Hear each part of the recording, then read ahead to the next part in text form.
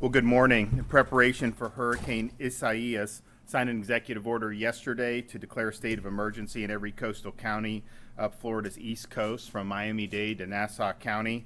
I also sent a letter to President Trump requesting a federal disaster declaration. We just got word this morning that that has been approved and will contain reimbursement for direct federal assistance, as well as all the mass care, so the feeding and sheltering will be eligible for federal reimbursement through FEMA, which we very much appreciate. In addition to my order, the following 12 counties have declared a local state of emergency: Palm Beach, Monroe, Volusia, Osceola, Seminole, Brevard, Indian River, Martin, Orange, Okeechobee, Glades, and Flagler.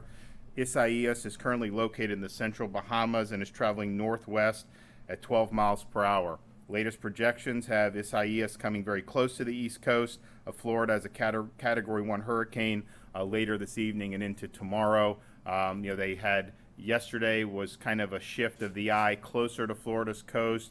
This morning it's a little bit further north and off the coast in terms of the closest impact of the eye. Right now they say is off coast, but this stuff is all very much in flux, and even if the eye of the storm stays off the coast, there of course is going to be impacts when you're talking about hurricane or tropical storm force winds. So folks need to be prepared for that. And if you're in an area in an evacuation zone and you do get those orders to evacuate, please heed that call. Hurricane warnings are in effect from Boca Raton to the Volusia-Flagler County line, and the National Hurricane Center is also predicting potential storm surge of 2 to 4 feet from Jupiter Inlet all the way up north to Ponte Vedra Beach. As I mentioned yesterday, the state of Florida is fully prepared for this. Some agency updates include the following. The Division of Emergency Management is sending 25 shelter kits with PPE to counties in the path of this storm. Each kit provides PPE for up to 400 people for 96 hours, and we can send more if necessary. We also, through ACA and the Department of Health, have been in contact with our hospitals. We don't anticipate hospitals needing to evacuate patients at this time. We have maybe one smaller hospital that is going to move some COVID patients to a different hospital in the area in Brevard County, but that's about the extent of it. But obviously, we stand ready to be able to assist in any efforts as they may develop. The division's also identifying pre-staging areas for power restoration crews and has already pre-staged 1.8 million meals. FDOT has mobilized pumps to respond to potential flooding. And the Florida Fish and Wildlife Conservation Commission has special operations groups members on standby to move into Hurricane Isaias impacted areas and support urban search and rescue teams if that were to be necessary. These groups have a lot of capacity, all-terrain vehicles, shallow draft vessels that will enhance the recon efforts. All FWC storm units will shelter in place and be ready to respond to assigned areas as weather conditions allow. Florida Highway Patrol is also closely monitoring the hurricane and stands ready to assist. Visit Florida's 3 official Florida welcome centers located at major access points in the state, transitioned into emergency information centers, offering the latest details on Hurricane Isaias. Most important thing we want people to do now is remain vigilant, pay close attention to the Weather Channel, to official updates at the state and local level. This is something that's an evolving situation. We know we are going to get some impacts. What shape those impacts take remains to be seen. We'll be looking at of course, the 11 a.m. advisory from the National Hurricane Center. There's a lot of, as we talked to the meteorologist, there's a lot of different, there's some dry air, some shear, and that has an effect on the course and the strength of this thing. So we want people to just be very cognizant that this thing is on the way. Obviously remain calm, but listen to the instructions as they come down. Everyone should at this point who's in the potential path of this have enough food, water, and medicine the last 7 days. If you haven't done that, you still have time to do it, but we really recommend that you finish those preparations immediately. Also, know whether you're in an evacuation zone. when you talk about some of this potential storm surge, those areas, barrier islands and the like, they're going to be the ones that are most likely affected by that. Also, some of the counties may be looking at folks who live in mobile homes. If you are closer to the coast, you may get evacuations from there. So just please take the time to determine what zone you're in. And if you are ordered to evacuate, please take it seriously and go.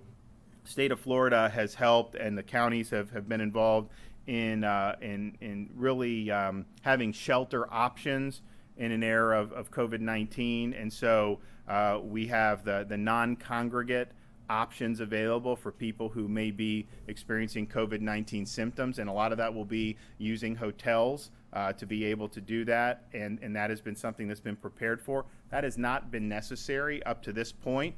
We'll see over the next 12 to 24 hours whether that will be, but that is an option. And then, of course, with the PPE and other things for some of the more traditional sheltering. And again, now that the disaster declaration has been approved, you do have the ability to get reimbursed for the food and the sheltering as the local communities see fit. So we stand by to help those efforts as well. All Floridians can go to floridadisaster.org for information on disaster supply kits, evacuation zones, and the latest update regarding Hurricane Isaias. So appreciate everybody being vigilant during a really unique time in Florida's history.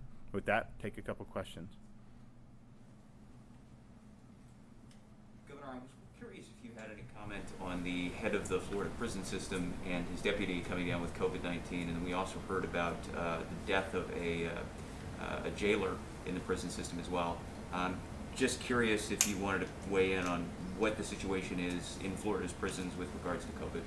Well, the prisons have been a reflection of, as the prevalence has increased in the community, we've seen it increase with the guards.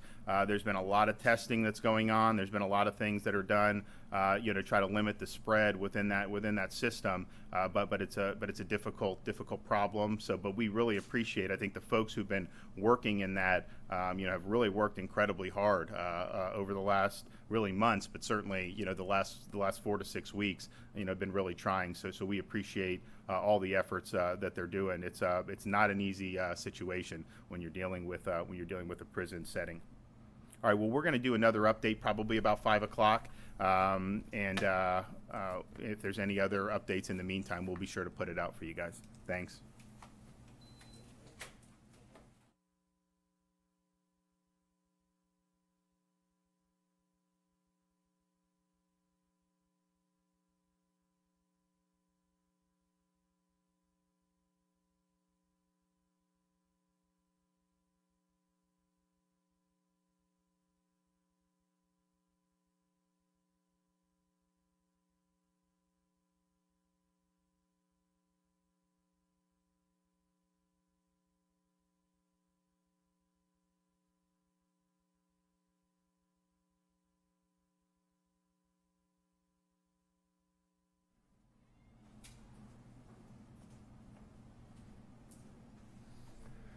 Good night from the State Emergency Operations Center in Tallahassee, Florida. Good night, satellite. Good night, captions.